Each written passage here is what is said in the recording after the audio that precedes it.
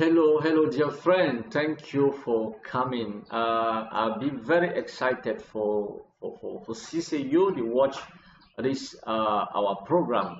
I've been Kengacha Marcellus Arendia from Christian Family Home Fellowship. This is a Christian program, and we actually run this program from time to time for teach about the Bible.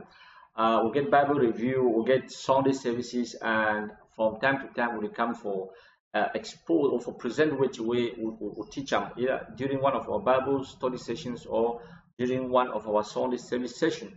And this afternoon, I'll be very glad to get you because I want to talk about something where it be very important.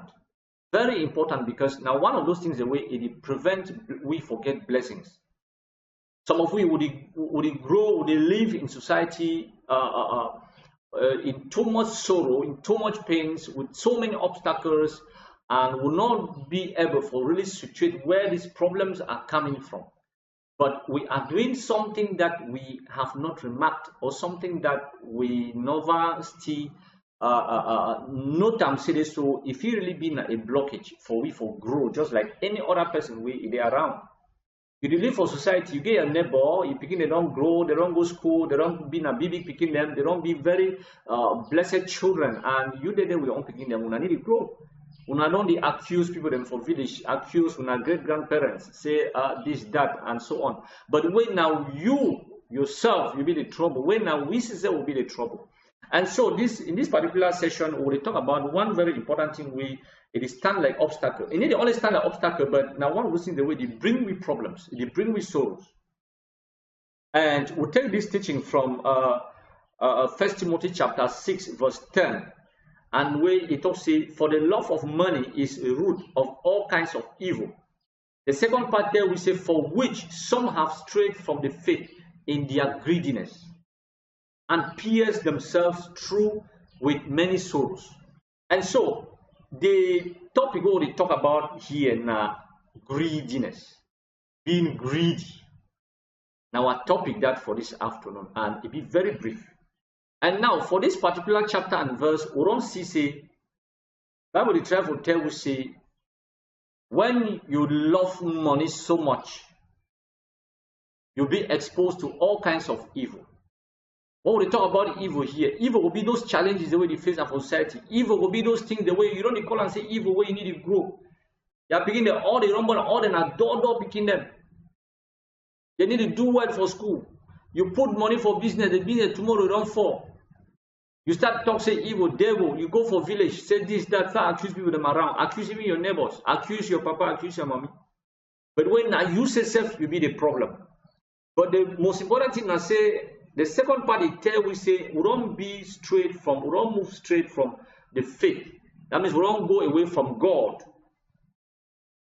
because of greediness. Yes, because when you get too much love, not only for money as this particular verse we talk, but for just any other thing, you mean say you be greedy, because they define greed like when situation when you want everything for yourself, everything for you alone, and nothing for the others. And so once you adopt that kind of attitude, once you adopt that kind of spirit, it be very bad, because that same spirit, it tell we say, God it tell we say, when you get that kind of spirit, now that time where you invite evil, you open way to evil for your life. That evil will be another obstacles waiting for your front. That evil will be the fact say you do business, you need to grow. That evil will be the fact say you are beginning day for school. Only faith. That evil, if it manifests in just any form. And so, greed, now something where it's supposed for the remind we say, we don't already shift from God. We don't come out for God's corner. We don't move away from which way God want to move be. We don't move away from the standard, from the canon. And the last part of the chapter, they tell we of the verse, they really tell we about sorrow. So when we be greedy, one life, entire life, it be like say they don't pierce you with sorrows. Because you cannot be greedy and you don't experience challenges. You will always experience challenge, not only challenges, but you know will grow. because you want everything for yourself. Bible, the answer question says, what profits a man if you gain the whole world and lose your only soul? That means if they carry all the things away you want them all for you, want give them for you, what do you will do with them? And then at the end of the day, you lose your soul. Because this particular one, the tribe will tell you and say, when we get that too much love for everything, for we alone, for us alone, it simply means say we don't lose track for follow God. And when you lost track for follow God, it means say your soul, you will go for hellfire. And so that's why God be asking you and say, what profits a man when you gain the whole world and lose your only soul? And so that one soon agreed. In another way, God is trying to tell you, say, what will profit a man when you become greedy and you lose your only soul? So greed na sin, where some of you will never still know. Unfortunately, some of the Christians, some of people, the way they call themselves Christian, they never still know. If we look the other verse, Proverbs chapter 15, verse 27, it tries to tell you, say, person where he put up this kind of attitude, that person where it invite trouble for your household. And we don't see very beautiful families, very beautiful couples, young couples where they be broken apart because of greed. You get a woman inside a house where he want all things for you want. You know what I mean? Even neighbor, you even have soap. You give them equal with neighbor. You get a woman and so. But maybe you the man, you need be that kind of man, get that kind of family. You see, broken family. Because I will talk, so when you get that kind of attitude, it means a woman, it be like an obstacle for you. It be like an obstacle for you, for your own blessings. And so we don't see families where they be broken up. Not really just because maybe the husband is giving to the neighbors, but when that greed extends now to the families, I mean the woman family and the husband family, you start seeing some discrepancies, start seeing some discrimination, and the families end up being broken apart. And we'll see this greed in our personal relationships, in our families, in the church, in the society, in our offices, in the government, and it is so bad. It is so bad. If we look for Bible, for Ezekiel chapter 34,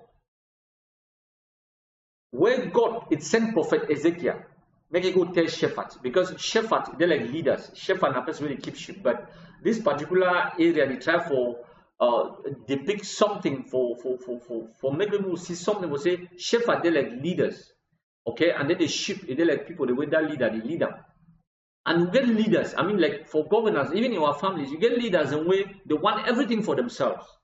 And in those days, shepherd them, they want everything for themselves to the extent where they just leave the sheep the way they get for take care of astray. Sheep they just be astray. God be sound a very serious warning. Maybe even been a warning, even a decision one take up. He sent Prophet Ezekiel, say, me go prophesy for these people, for this shepherd, and say, time will come where he go put them aside as leaders and he will appoint a new leader because of this greedy attitude. And so now that will be happen, we'll understand, say, the new shepherd where God will put at that time, it will be at David.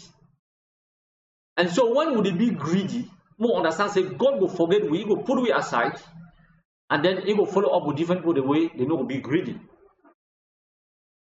And so this one, it takes we to the end of our message.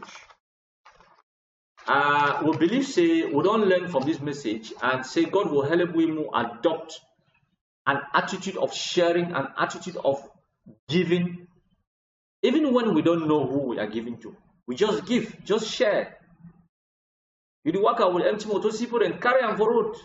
That thing, this one, and nothing. You will die, leave them. You get a house, you still stranger, call him, you can sleep for your house. And so we believe, say, this message don't teach we a lot, and say our attitude will really be changed, and say henceforth we will really be true children of God by avoiding this particular gangrene. Thank you for watching. I've been Kengacha Marcellus again. Bye-bye.